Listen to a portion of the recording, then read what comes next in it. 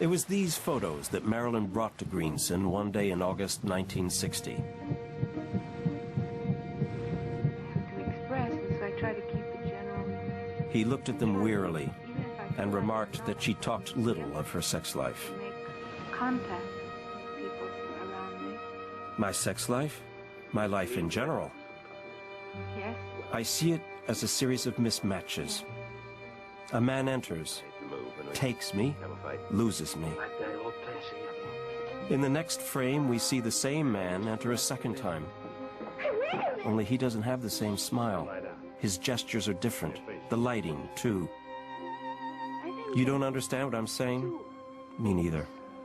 Maybe that's the truth to relations between men and women. It's a series of mismatches. They also want to be together. She laughed. Greenson felt that her problem was not only sexual. It was more a sort of confusion with her image. A real image which protected her from another unbearable truth. That's what we're looking for together, he told her.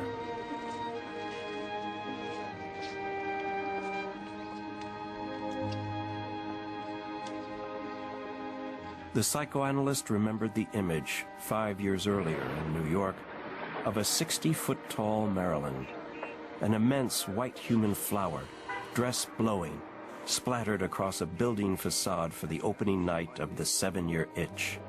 Oh, do you feel the breeze from the subway? Isn't it delicious?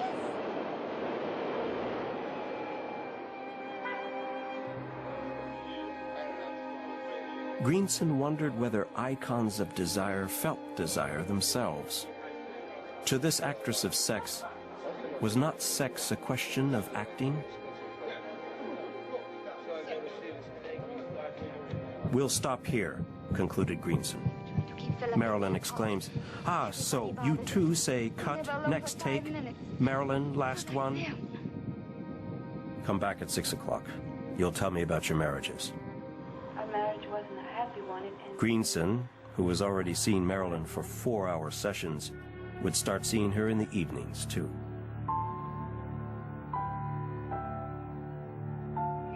When night fell, Marilyn talked about Joe DiMaggio in Greenson's home.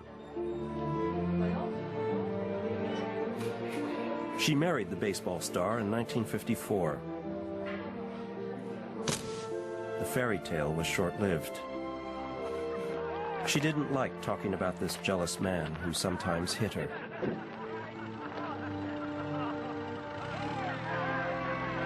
Their marriage failed, she told him, because the woman DiMaggio married was Marilyn Monroe, Hollywood's darling, and he simply wanted to live with Norma Jean. Barely 1 year later, it was Arthur Miller whom she would meet in New York. This brilliant intellectual fascinated her, she who had never gone to college.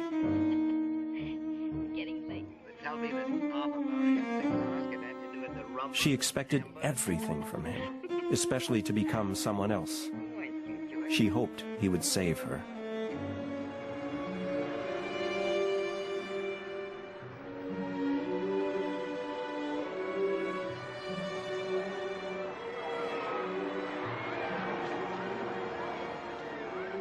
I think Arthur likes dumb blondes, she told Greenson, and that he never knew one before me.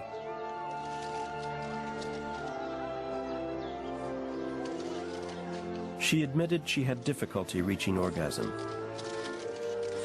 Love is generally confused with sexual satisfaction, said the psychoanalyst. Everyone wants to be loved, but few people are able to or want to love.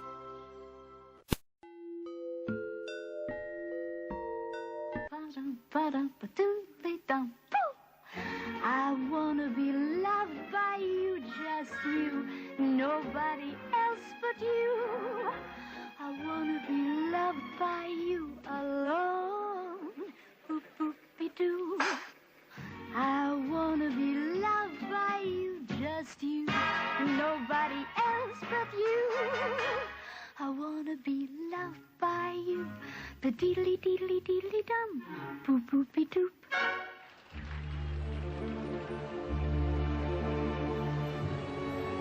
I don't want to be sold as a celluloid aphrodisiac. That was fine for years, but now it's over.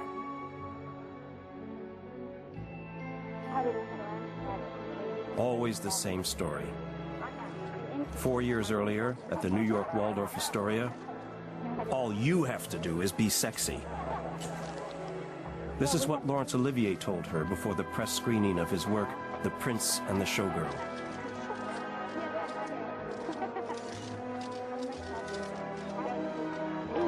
Marilyn gave off sexual vibrations regardless of what she did. But this was not what she wanted. She wanted to be an artist, a real one. Which is why she so badly wanted to make this film with the prestigious British Shakespearean actor.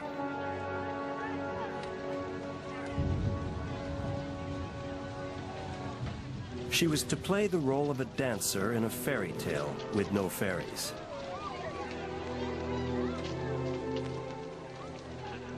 The shoot took place in the Pinewood Studios near London. Arthur Miller accompanied her.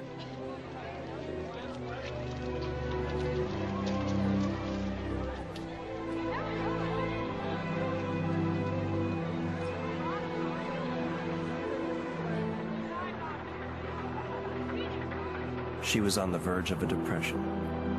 Nothing was right. The film, her body which couldn't keep up, the fatigue.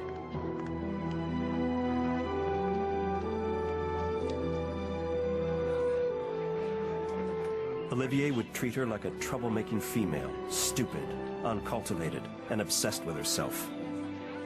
And Miller did not defend her. I love you. When he smiled at me, she told Greenson about Olivier, he had a revolting expression on his face. He came near me as if he were entering a nasty place, as if he smelled a pile of rotten fish. I'm gonna fall in love with you. 'Cause I always, always do. Always? Both times. So, you better watch out. You better watch out.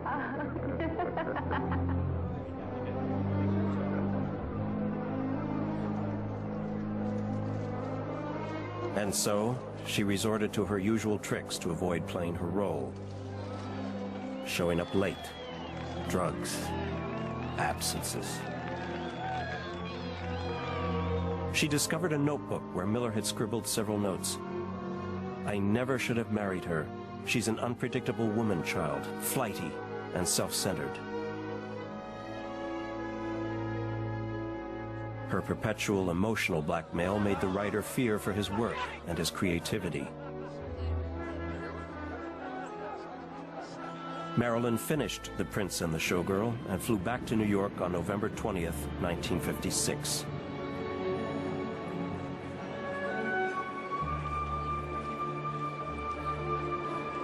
Anna Freud, whom she consulted during the shoot, established a diagnosis: emotional instability, a desire for sexual contact, a fear of solitude, paranoia with outbursts of schizophrenia.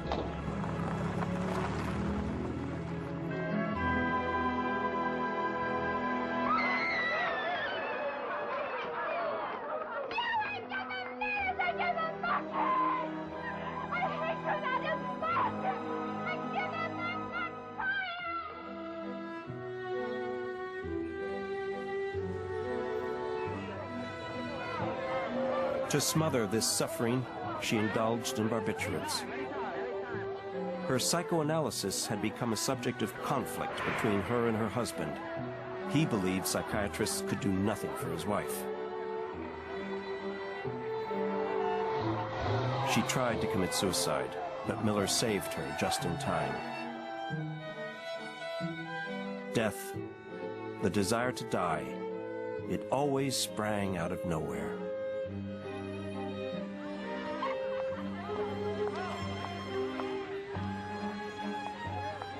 One day, in August 1958, Miller and Marilyn went to the East Coast for the weekend. Marilyn was expecting a baby.